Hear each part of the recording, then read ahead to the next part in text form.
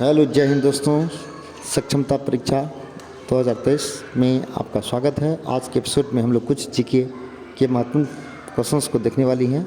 जैसा कि आपको पता है कि आप बिहार विद्यालय परीक्षा समिति या बिहार सरकार द्वारा चयनित एजेंसी के माध्यम से बहुत ही जल्द सक्षमता परीक्षा आयोजित की जाएगी, जिसमें बिहार के तमाम नियोजित शिक्षक इसमें भाग लेंगे और इसके लिए उन्हें 3 जिले का विकल्प देना होगा और वरीयता के आधार पर या ऑब्टेनिंग मार्क्स के आधार पर उसको तीनों जिलों का में से किसी एक ज़िले का अलॉटमेंट होगा। अगर तीनों ज़िले में के मेरिट में नहीं आते हैं तो अन्य ज़िलों में भी इसे पोस्टिंग दी जाएगी। इसके लिए उसने प्रतियोगी परीक्षा से गुजरना पड़ेगा और क्वेश्चंस का लेवल तो आपको बीपीएससी द्वारा आयोजित परीक्षा के आधार पर खुद पता चल गया होगा कि ये लेवल क्या रहेगा। तो उससे थोड़ा लो ज़रूर रहेगा, लेकिन उतना लो भी नहीं रहेगा ताकि सभी लोग इसे पास कर पाए। इसलिए बिना तैयारी का रिजल्ट होना असंभव है। इसलिए हमने सोचा क्यों ना इस पर भी वीडियो बनाया जाए ताकि हमारे जितने भी नियोजित शिक्षक भाई हैं तो वह एग्ज़ाम को क्लियर करके और राजकर्मी का दर्जा ले सके। इसके लिए हमने क्वेश्चंस को संग्रह किया है। ये सारे चुनिंदा क्वेश्चंस हैं। चलिए, पहला क्वेश्चन आपकी स्क्रीन पर, किस देश की सीमा बिहार राज्य से जुड़ती है? तो आपको पता होना चाहिए। बिहार की चौहदी की बात करें, उत्तर में नेपाल है और उत्तर बिहार खुद उत्तरी राज्य है और भारत का ऐसा कोई राज्य बिहार से उत्तर में नहीं स्थित है। अगर दक्षिण की बात करें तो झारखंड है, जो 15 नवंबर 2000 ईस्वी को बिहार से अलग हुआ। और वेस्ट बंगाल की बात करें तो भारत के बिहार के पूर्व में है और पश्चिम में उत्तर प्रदेश है। नेक्स्ट क्वेश्चन, बिहार का अशोक किसे कहा जाता है? जी हाँ दोस्तों, बिहार का अशोक कोसी नदी को कहा जाता है।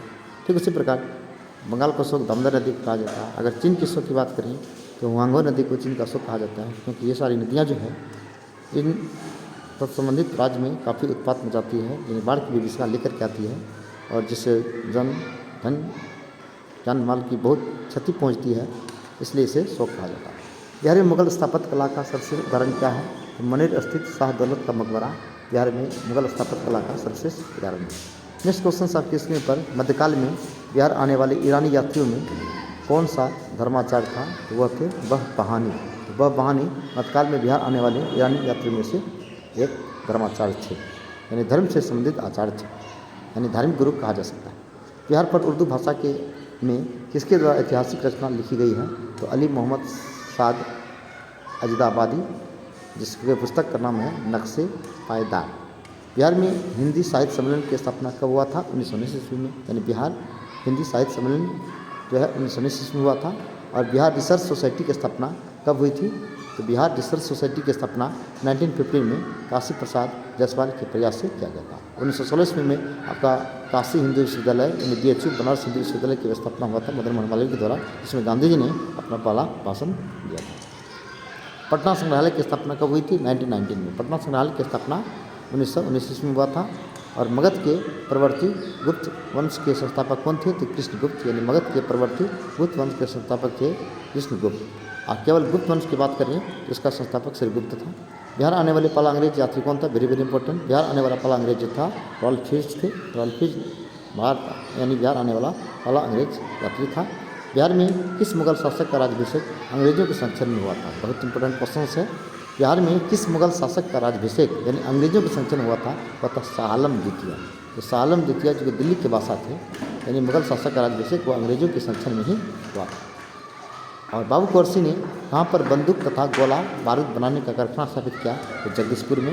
और बिहार में 1857 ईस्वी के विद्रोह कुंवर सिंह के ही नेतृत्व में या अगुवाई में लड़ा गया था। जबकि पटना में पीर अली, दिल्ली से बहादुर शाह द्वितीय और बख्त खां, कानपुर से नाना साहब, अवध से बेगम हजरत, इलाहाबाद से लियाकत अली, बरेली से राव बहादुर, झांसी से लक्ष्मीबाई, ये सब प्रमुख क्रांतिकारी थे जो अपने अपने क्षेत्र से 1857 का मूवमेंट का नेतृत्व किया था। जहाँ तक बंदूक और गोला बारूद बनाने की कारखाना का सवाल है, वह थे जगदीशपुर में, जहाँ से कुंवर सिंह वीर कुंवर सिंह बिलोंग करते थे। संविधान की अष्टम अनुसूची में शामिल होने वाले बिहार की प्रथम क्षेत्रीय भाषा क्या था? तो मैथिली था। ठीक है ना। तो अष्टम अनुसूची में वर्तमान में भारतीय संविधान में जो है 22 भाषा है और मूल संविधान में मात्र 18 भाषा था। और 21वां संशोधन 1967 द्वारा सिंधी भाषा जोड़ा गया, जबकि 71वां संशोधन मतलब जो है 71वां संशोधन 1992 द्वारा नेपाली, कोंकणी, मणिपुरी भाषा जोड़ा गया था। जबकि 92वां संशोधन 2003 द्वारा संथाली, मैथिली, बोडो, डोगरी 4 भाषा जोड़ा गया। जिस प्रकार वर्तमान में भारतीय संविधान में कुल राष्ट्रकृत भाषा की संख्या बढ़कर के 22 हो गया। बिहार में स्थापित पहला बैंक कौन सा है? इलाहाबाद बैंक। इलाहाबाद बैंक बिहार में स्थापित भारत का यानी बिहार का पहला बैंक है। और बिहार में आई सबसे भीषण बाढ़ कब आया था? बिहार में सबसे बड़ी 75 बार आया। कभी कभी ये भी पूछा जाता है बिहार में प्रथम भूकंप कब आया था? तो 1934 में आया था और वह मुंगेर इसका एपिसोड सेंटर है। बिहार की प्रथम सिंचाई परियोजना का नाम क्या है? तो सोन बहुउद्देशीय परियोजना। यानी बिहार की सबसे पुरानी सिंचाई परियोजना की अगर बात करें तो सोन बहुउद्देशीय परियोजना है, जो कि सोन नदी पर निर्मित है, जो कि 1872 ईस्वी में अंग्रेजों के शासनकाल में यह परियोजना बनाई गई थी।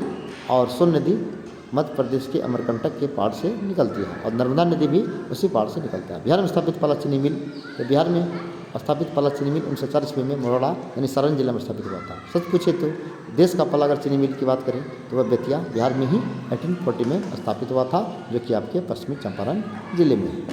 बिहार में स्थापित प्रथम दूरदर्शन प्रसारण केंद्र कहाँ स्थापित था? तो मुजफ्फरपुर 1978 में। बिहार में स्थापित पहला दूरदर्शन केंद्र हो गया मुजफ्फरपुर 1978 में। नालंदा महाविहार को आर्थिक अनुदान देने वाले शासक कौन थे? वे थे हर्ष, जयपाल और धर्मपाल। और नालंदा विश्वविद्यालय की स्थापना और किसने किया था? तो नालंदा विश्वविद्यालय की स्थापना धर्मपाल ने किया था और क्या कहते 450 ईसा पूर्व में, और उसको समाप्त किया था मोहम्मद बिन कासिम, मोहम्मद बिन बख्तियार खिलजी। और नालंदा विश्वविद्यालय की स्थापना कुमारगुप्त ने किया था। नालंदा विश्वविद्यालय की स्थापना कुमारगुप्त ने किया था, जबकि विक्रमशिला विश्वविद्यालय की स्थापना विक्रमशिला विश्वविद्यालय की स्थापना जो है, जबकि विक्रमशिला विश्वविद्यालय की स्थापना कुमारगुप्त ने किया था। आम का वह प्रजाति जो केवल बिहार में ही पाई जाती वह सफ़ेदा। आम की वह प्रजाति जो केवल बिहार में पाई जाते वह सफ़ेदा। बिहार में बहने वाली नदियों में किसका उद्गम और कंटक में है? तो सोन। तो बिहार में बहने वाली नदियों में सोन नदी का उद्गम जो है अमरकंटक में होता है और नर्मदा नदी का भी उद्गम वही होता है।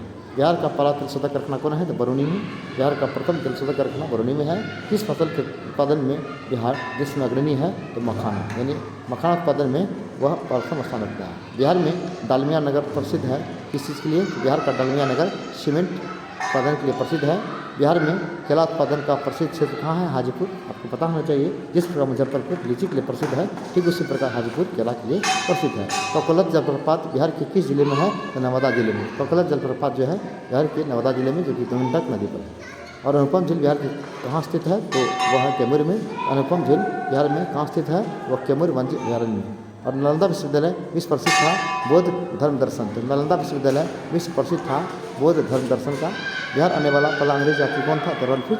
बिहार आने वाला पहला अंग्रेज यात्री था रॉल्फिच। उसके बाद अंतिम मौर्य सम्राट कौन था? बृहद्रथ। अंतिम मौर्य सम्राट बृहद्रथ थे। अंतिम मौर्य सम्राट कौन थे? बृहद्रथ थे। और वह गुप्त और मगध का सबसे आरंभिक राजवंश की बात करें तो वह हर्यक राजवंश, जिसका संस्थापक जो था आपका बिंबिसार थे। और वह गुप्त सम्राट जिसने हुनों को पराजित किया था वह था स्कंदगुप्त। असहयोग आंदोलन के दौरान बिहार में किसान नेतृत्व किसने किया था? तो स्वामी विद्यानंद ने किया था, यानी नॉन कॉपरेशन मूवमेंट जो गांधी जी के नेतृत्व में आरंभ किया गया था। और उसमें बिहार में किसानों का नेतृत्व करने वाले थे Swami Vidyanand. Dutch East India Company ने पटना में अपना कारखाना किस वर्ष स्थापित किया था? तो 1632 ईस्वी में। तो डच ईस्ट इंडिया कंपनी ने अपना कारखाना 1632 ईस्वी में स्थापित किया था। और बिहार में स्वराज दल की स्थापना किसने किया था? तो श्री कृष्ण सिंह ने, डॉक्टर श्री कृष्ण, जो कि बिहार के प्रथम मुख्यमंत्री भी थे, और उसने स्वराज दल की स्थापना किया था। और जब भारत में स्वराज दल की स्थापना 1 जनवरी 1930 ईस्वी को चित्तरंजन दास मोतीलाल नेहरू ने किया था। और ये सारे जो नेता लोग थे वे गांधी जी के द्वारा स्थगित किए जाने वाले असहयोग आंदोलन जो कि स्थगित कर दिया था चोरी चोरा कांड के पश्चात, इससे नाराज होकर के उन्होंने अपना एक अलग पार्टी बनाया। इसके बाद अब बिहार पटना युवक संघ का गठन कब हुआ था? तो पटना युवक संघ का गठन 1927 में हुआ था। कुंवर सिंह ने अपना आखिरी युद्ध किस अंग्रेज कप्तान के साथ लड़ा था? तो लिंगरेड, यानी कुंवर सिंह ने अपना आखिरी युद्ध कप्तान लिंगरेड के खिलाफ लड़ा था। और बिहार में 1857 ईस्वी को नेतृत्व किसने किया था? तो कुंवर सिंह ने किया था। और बिहार में 1857 ईस्वी के विरुद्ध 12 जुलाई 1857 को सब बिहार में, अगर हम 1857 मूवमेंट की बात करें, सर्वप्रथम जो है 12 जुलाई 1857 ईस्वी को देवघर रोहनी से शुरू हुआ था, जबकि भारत में 10 मई 1857 को मेरठ छावनी से आरंभ हुआ था। स्वामी सहजानंद सरस्वती ने कौन सी पत्रिका का प्रकाशन किया था? तो वह था हुंकार। और बीपीएससी में यह प्रश्न कई बार पूछा जा चुका है। और हुंकार स्वामी सहजानंद सरस्वती द्वारा प्रकाशित एक पत्रिका थी। गांधी जी को बिहार आने का न्योता किसने दिया था? राजकुमार शुक्ल ने। जी हाँ दोस्तों, राजकुमार शुक्ला ने ही जबकि अंग्रेजों ने जब 3 कट्ठा पद्धति लागू किया था, जिसमें प्रति किसानों को 20 कट्ठा में 3 कट्ठा नील की खेती करना पड़ता था। जो किसान मतलब जो है नील की खेती नहीं करते थे, उसके ज़मीन को जब्त कर लिया जाता था, उसे तरह तरह का दंड दिया जाता था, जिसके लिए भारतीय किसानों को हर हाल में 20 कट्ठा में 3 कट्ठा नील की खेती करना पड़ता था। और जिस जगह नील की खेती होता था वह ज़मीन काफ़ी बंजर हो जाता था, क्योंकि इसकी जड़ें जो थी काफ़ी लंबी होती थी और किसान काफ़ी परेशान थे और कर्ज भी कुछ नहीं कर सकते थे अंग्रेजों के खिलाफ, आज भी नहीं उठा सकते थे। संयोग की बात है, उसी समय गांधी जी 1915 ईस्वी में दक्षिण अफ्रीका से 21 वर्ष के बाद भारत वापस लौटे थे 9 जनवरी 1915 को। और इसी समय 1916 में मदन मोहन मालवीय द्वारा बनारस हिंदू विश्वविद्यालय की स्थापना हुआ था, जिसमें गांधी जी अपना भाषण दिए थे, जिसके कारण गांधी जी से बहुत सारे लोग रूबरू हुए। और उसी दरमियान चंपारण मतलब जो है ये जो नीलह किसान लोग थे वह काफ़ी परेशान थे, तो गांधी जी किसान के जो नेता थे राजकुमार शुक्ल, उसने गांधी जी को आमंत्रित किया और गांधी जी खुद उस गाँव जा कर के देखे, किसानों की दशा से रूबरू हुए और उससे बहुत दुख हुआ। और गांधी जी के सहयोग से इस 3 कट्ठा पद्धति के खिलाफ एक विशाल आंदोलन, जन आंदोलन शुरू किया गया था, जिसमें अंग्रेजों को विवश होकर के यह आंदोलन स्थगित करना पड़ा था, यानी यह जो है 3 कट्ठा पद्धति को समाप्त करना पड़ा था। इस प्रकार राजकुमार शुक्ला जो किसान के नेता थे, उन्होंने गांधी जी को आने का न्योता दिया था। ये थे कुछ महत्वपूर्ण क्वेश्चंस, लगभग 40 क्वेश्चंस, ये सारी के सारी क्वेश्चंस एग्जाम्स पूछा गया था और सारी वही क्वेश्चन बहुत इंपॉर्टेंट है और एग्जाम्स में पूछने की पूर्ण संभावना है, इसलिए आप इस क्वेश्चन को इग्नोर नहीं कर सकते हैं। और अब जो है मैं प्रत्येक 1-2 दिन पर जो है कुछ नई वीडियो बना करके इसमें ग्रुप में डालूंगा, ताकि आप लोग इसकी परीक्षा की तैयारी अच्छी तरह से कर सके और घर बैठे ही आप अपनी परीक्षा की तैयारी कीजिए और आप ड्यूटी भी कर सकते हैं और तैयारी भी कर सकते हैं। इसलिए समय को गंवाना आपके लिए जो है ठीक नहीं होगा, इसलिए आप अभी ही परीक्षा से जुड़ जाइए, क्योंकि आपके पास मात्र एक ही चांस है, वो है सक्षमता परीक्षा। पास करके ही आप मतलब राजकर्मी बन सकते हैं और नियोजन से आपको मुक्ति मिल सकती है। चलिए धन्यवाद, have a nice day everyone, thanks.